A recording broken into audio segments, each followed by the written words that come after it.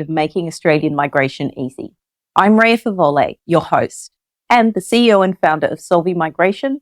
I'm also a former Australian immigration official.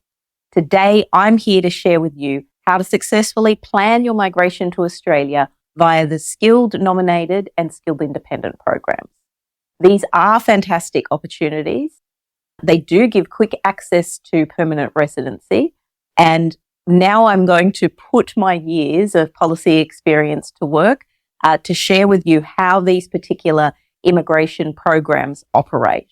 So let's sit back, relax, and learn about how to successfully navigate and plan getting into Australia and migrating through these nominated programs. And of course, please stick by because I'm rewarding our listeners with a thank you bonus towards the end.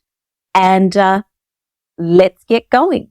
In last week's episode, I discussed what the top 20 skills shortages are in Australia right now. I covered off topics on what the top 20 jobs actually are that are needed right now, what the average salaries are in Australia for those jobs, the skills assessment requirements, and of course the different visa options for them. This week, I'm going to dive into sharing some information on how to navigate the skilled nominated and skilled independent visas.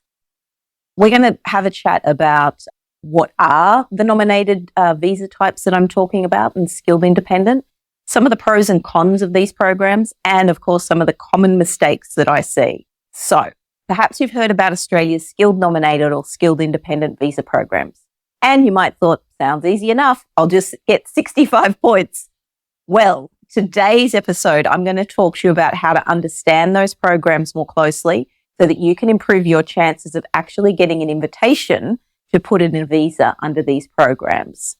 Let's cover off what are the different types of visas under this program, the pros and cons of taking this approach to migration, and of course, some of the common mistakes that we see with people hoping to successfully migrate in this program, and how to avoid them. So first of all, let's talk about the subclass 189.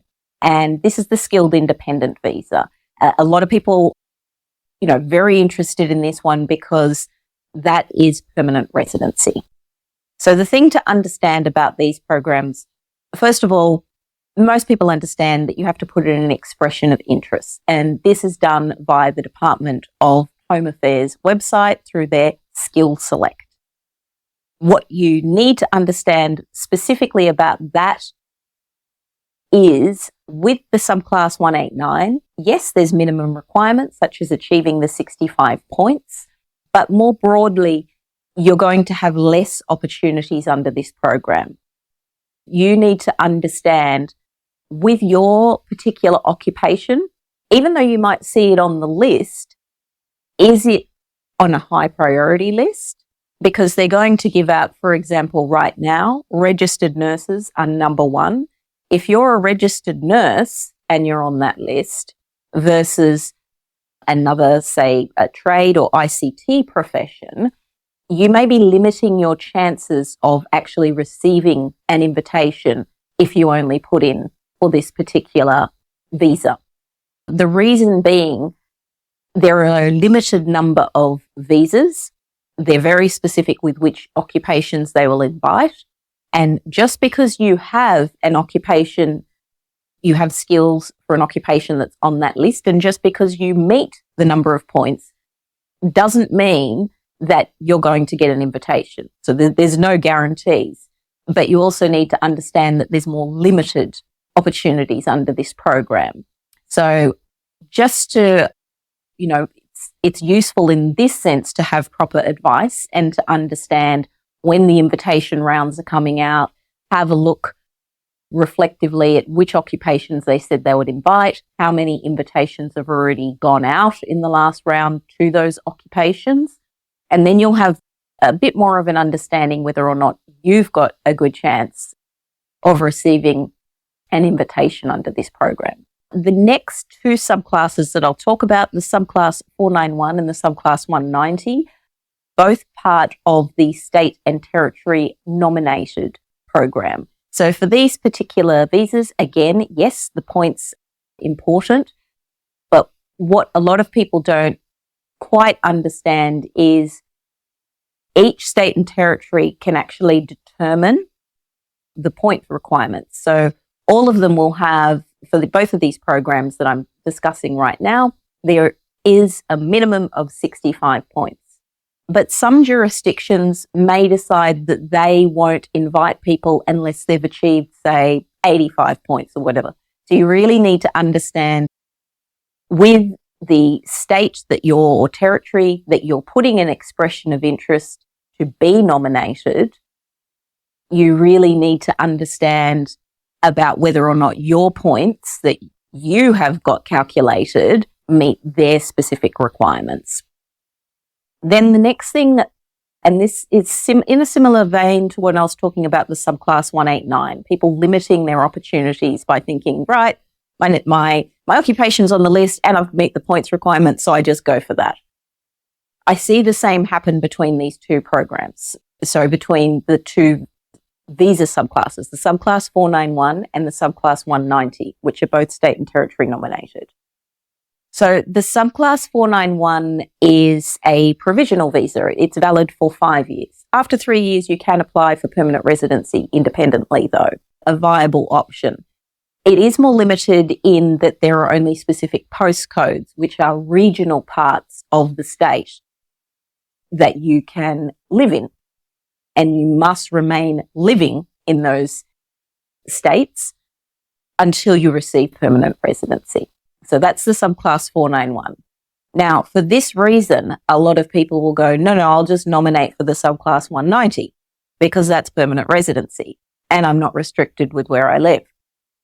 Again, where I see people's migration planning maybe not quite understanding is there will be more invitations for the subclass 491 than there will be for the subclass 190. So even if your occupation is available for both of those, you potentially will have a better chance of receiving an invitation with the subclass 491. And the reason is you have to think about this. These are government programs, and the reason that they being set up the way they are is because there's particular labour market shortages. Regional Australia, which is where the subclass 491 is for, it will often have greater skill gaps.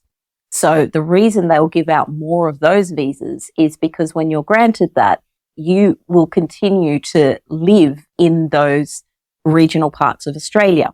And that means those regions maintain the benefit of having your skills. The program is not established just to give you a visa. You have to think about it from a government perspective, why a policy or a program is set up for visas. And there is a goal. It's strategic. For them, they want people to come with these skills and to work in those regional areas in Australia. So they're naturally going to be able to grant more or invite more people for the subclass 491. So if you're just hoping that because the subclass 190, your occupation isn't there, you may be cutting yourself out of an opportunity. And so I would recommend that people do also consider the subclass 491 because it's only a few short years before you can independently apply for permanent residency. And it's better to actually start that migration process and start your residency in Australia. You know, you're working towards your citizenship immediately. So do keep that in mind. The subclass 190, of course, as I said, is also a permanent visa, but it's going to have less occupations that are on that, and there will be fewer people who will receive invitations under that part of the program. So I think I've explained this in previous episodes, but I'll give another broad overview of these two different programs that I've talked about. So Australia, like many countries, has migration planning levels. And part of that includes this skilled independent or the state and territory nominated. They're part of the migration program. So that means that the policy people, shall we say, in the Australian government have to sit there and work out, okay, we broadly have shortages in these particular occupations. The Australian government represented by the Department of Home Affairs, you can have an allocation of this many, a certain number of visas. Then they need to figure out which particular occupations they're going to invite for a visa. Then the states and territories in Australia, because there's different landscapes, different labour needs and so on, each of them will need to be able to decide what are their greatest skill shortages. So, in one state, they might have an absolute need because there's mining and there's a shortage of certain skills for that, or there's certain infrastructure builds going on and they have a skill shortage there. Then in another state, it might be heavily reliant on tourism and they haven't got enough people to work in tourism and hospitality, so they may be focused there. So within those allocations, they will make a determination of which occupations and how many of those occupations they will give invitations to. That gives you, I guess, a broad understanding of how the program is comprised. The next topic that I would like to talk to is some of the pros and cons of migrating using these programs. So some of the pros would be that for the subclass 189 and 190, obviously, you get to become a permanent resident on grant of the visa. So that's quite an enticing reason to consider this program. You also don't need to have an offer of employment. So you're not tied to an employer. That means you're not reliant. Let's say you have an employer, you find that you don't like working for them, you're not then feeling that you're trapped with your visa. So it can be more straightforward and less time consuming than some of the other sponsored pathways if you're waiting for the sponsor to become approved and get nominations approved. Some of the cons, though, is that no one can actually guarantee that you'll get a visa through this process. So it's important to seek out good advice, understand how to do proper research to improve your chances. It's very prudent to do this. Also, all of the costs are going to be borne by you. They're not going to be shared with an employer because you're doing this independently. There's also no guarantee that you will obtain a job in your profession once the visa is granted. So that's going to be reliant on you and your skills to do some research and network to secure a new job in this field. You also need to stay in a regional area with the subclass 491 until you get permanent residency. Currently, there's one exception with that in this program year, and I don't know how things will go forward, but in the state of Victoria, Melbourne, which is metropolitan, currently is also eligible for that subclass 491. But, excluding that one exception, you would need to remain in a regional area until you're granted permanent residency. So those are some of the pros and the cons. But I would say, all in all, the successful outcome and the obtaining of the visa and your residency or permanent residency in Australia, with good research and advice and understanding, these programs do offer a really good way of migrating to Australia. Topic 3. So now you have a broad understanding of the program, how it works, some of the benefits, the positives and negatives of the program. Now let's get into some of those common mistakes that we as immigration professionals see. One of the common things is people not calculating their points properly. And it's really important to understand how that points calculation works. Then assuming that because you have a certain number of points that you will get a visa. You may have a certain number of points. You may have high points, but you may have a very common occupation that a lot of people have expressed an interest, which means you don't get an invitation. So there are a limited number of visas, as I was saying earlier. The next thing is remembering to check that you have done the correct English language test. It needs to be invigilated. That means you need to go to a testing centre and do an accredited test that is approved for migration purposes. You can't do a home-based test or an online test. The other thing that a lot of people don't realise is that their partner's English level will also need to be tested. Otherwise, they may be subject to a higher fee for them not having the English skills. And then another one that I see as people not realizing that actually their partner's skills could improve their visa. So by including your partner, getting a skill assessment can, for them as well as yourself, can actually increase your points and therefore make you a more attractive candidate for nomination. One of the naughty things that I do see people do is not including a partner, even though they have a partner, because the partner's situation may detract by 5 or so points. The issue with this is that immigration, at some point, you will then want to include your partner. Immigration will find out when you were in a relationship with that person, and then you have been dishonest on your visa application. So if you obtained your visa on the basis of points, and then immigration later on finds out you lied about things to achieve points, you could be subject to a visa cancellation. Another situation where this plays out can be once you come to citizenship. When people apply for citizenship, there will be a comprehensive review of your full migration history in Australia. They will go through everything again.